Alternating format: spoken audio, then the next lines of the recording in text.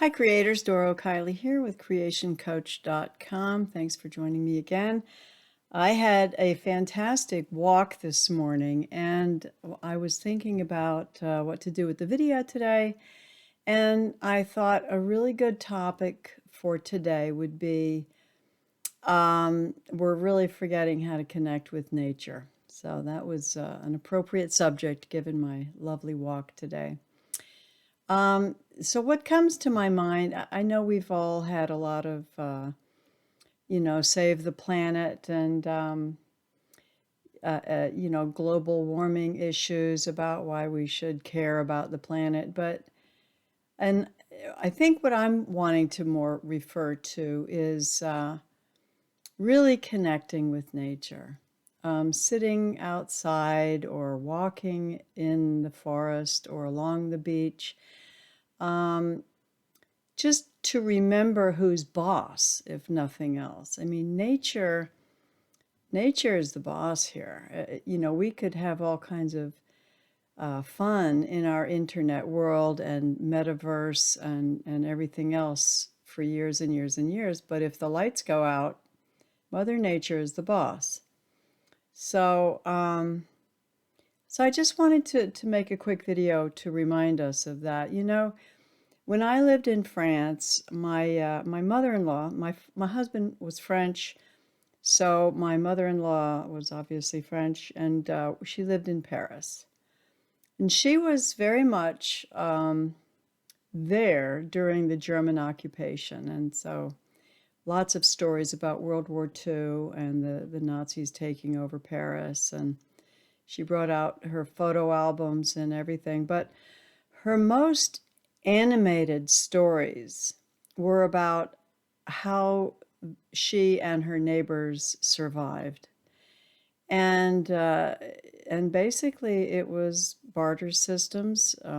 They were risking their life. One guy was raising a pig in his basement, which was, if the Nazis had known, he would have been shot immediately, because nobody was allowed to have meat, I guess. Maybe chicken eggs or something. But anyway, she told this story about how all the neighbors waited for months to get a share of the slaughter, and they would save up whatever they had, if they had made some jam or something to barter with. And it was a big thing, and it all had to be done in secret underground. Anyway, the reason I'm mentioning this is because we do live in a world where we are vulnerable. I kind of went crazy on the sharing video links below, but the one thing I have is a quick trailer, and perhaps it's a movie that you've seen before. It's called Surrogates, and it's where everybody's plugged in to their metaverse, and their avatar is an actual robot that they are like the hand in the puppet. So the avatar is out in the world, or in this case it's called a surrogate. They're out in the world, and this actual person who's running the avatar is in some kind of a lounge chair hooked up in some room somewhere. So they're experiencing the world through their avatar.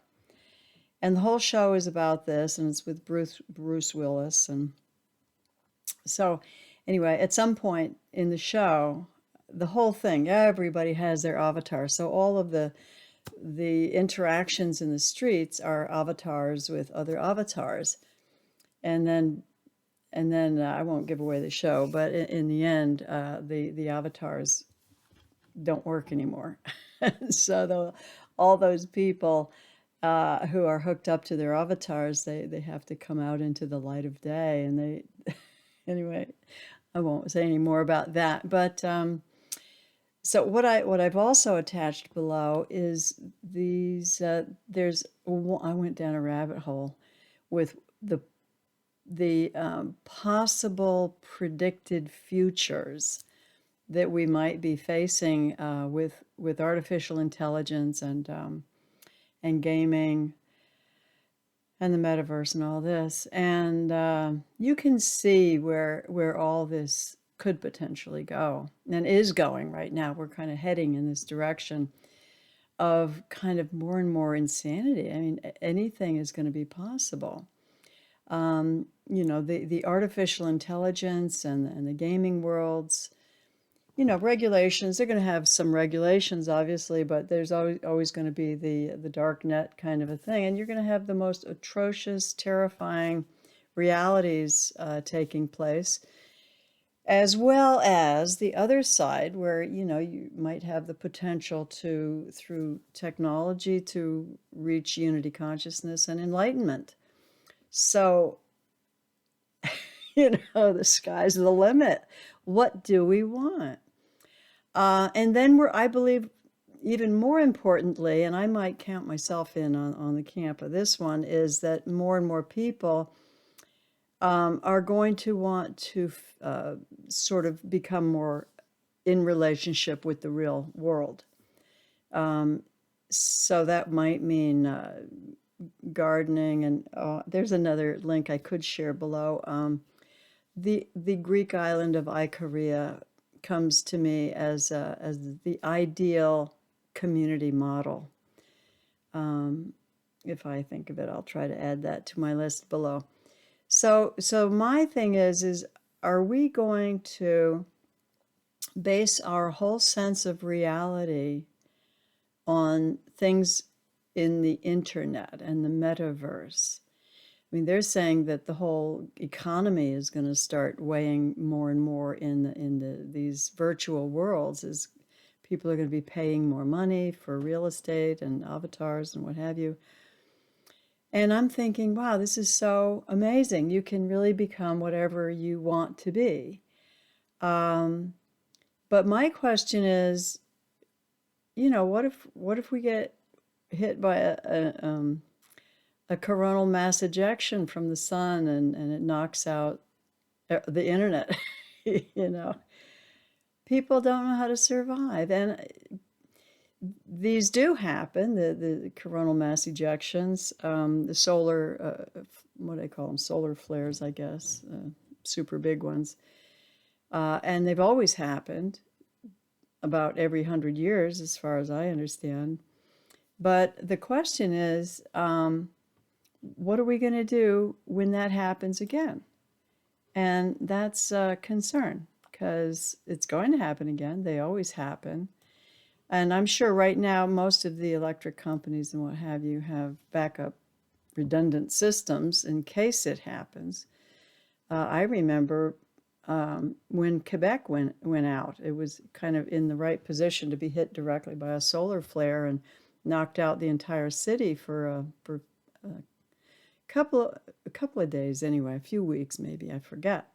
But it was some time ago, and it was a wake-up call.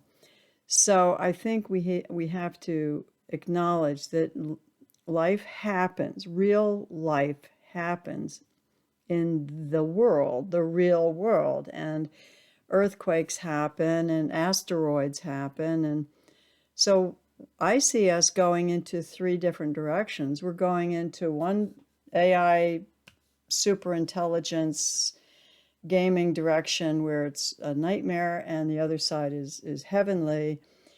But then you have the real world getting back to the basics, simple skills. In other words, instead of using gaming for your challenges, you're actually using real life skills. How do you cook a meal without a match or a button to push for electricity? So below I'm putting, let's see what I'm putting. I'm putting a time lapse of artificial intelligence. That's a good one. That goes all the way up to the year 3000, if we get that far, right? And the next one is a time lapse of the future of AI gaming and beyond. It's just so mind-blowing. There's just no telling where we're going. Then I had to, just for my own sanity, I had to share one little YouTube video on primitive technologies, you know, the cord drill and how to make fire with that. So I like to keep my feet on the earth. Let's see what else. Oh, and then finally, I have included a 2-hour virtual walk in nature. And I know you can plug in and get all kinds of nice nature pictures and stuff. And most of it online is background, beautiful music. This is just walking with bird sounds. It's a little not, it's not real, obvious. I mean, it's real movie, but it's not out walking. You're not out walking. But I thought just to give us a reminder that nature is still out there, and she's just as beautiful as ever, but she's also just as fierce as ever.